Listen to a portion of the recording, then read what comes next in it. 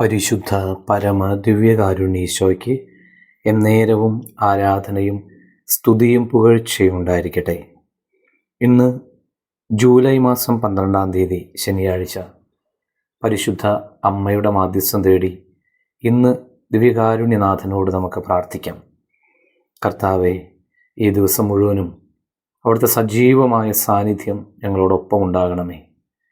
ദിവ്യകാരുണ്യനാഥ, ഇന്ന് ഈ പ്രഭാതാരാധനയിൽ പങ്കുചേർന്ന് അങ്ങയുടെ തിരുമുമ്പാകെ നിയോഗം വെച്ച് പ്രാർത്ഥിക്കുന്ന ലോകത്തിൻ്റെ നാനാഭാഗങ്ങളിലുള്ള എല്ലാ വ്യക്തികളെയും അങ്ങ് കൈക്കൊള്ളുമാറാകണമേ.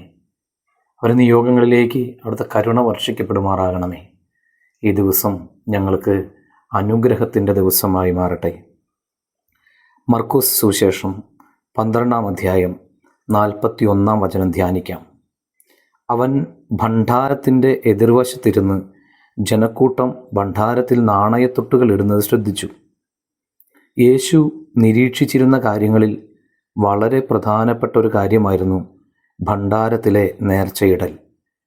ധനവാന്മാർ വലിയ തുകകൾ നിക്ഷേപിച്ചു. വിധവ ചെമ്പു നാണയങ്ങൾ നേർച്ചയിട്ടു. ഹൃദയത്തിൽ തൊട്ടു നൽകുന്നവ മാത്രമാണ് കർത്താവിൻ്റെ ദൃഷ്ടിയിലെ നേർച്ച.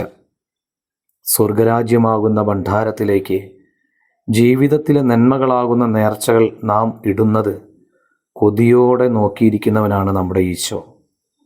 നമ്മുടെ നിക്ഷേപം കൂടുന്നതനുസരിച്ച് കർത്താവിൻ്റെ കണ്ണുകൾ വികസിക്കും, മുഖത്ത് പുഞ്ചിരി വിടരും. നമുക്ക് പ്രാർത്ഥിക്കാം. ദിവ്യകാരുണ്യനാഥ, ഓരോ ദിവസവും സ്വർഗരാജ്യമാകുന്ന ഭണ്ഡാരത്തിലേക്ക് വാശിയോടെ നിക്ഷേപം കൂട്ടുന്നവരായി മാറാൻ ഞങ്ങൾക്ക് കൃപ തരണമേ. എല്ലാവർക്കും സന്തോഷം നിറഞ്ഞൊരു ദിവസം ഉണ്ടാകട്ടെ. നമ്മുടെ കർത്താവ് ഈശോ മിശിഹായുടെ കൃപയും പിതാവായ ദൈവത്തിൻ്റെ സ്നേഹവും പരിശുദ്ധാത്മാവിൻ്റെ സഹവാസവും ഉണ്ടാകട്ടെ, ഇപ്പോഴും എപ്പോഴും എന്നേക്കും. ആമേൻ.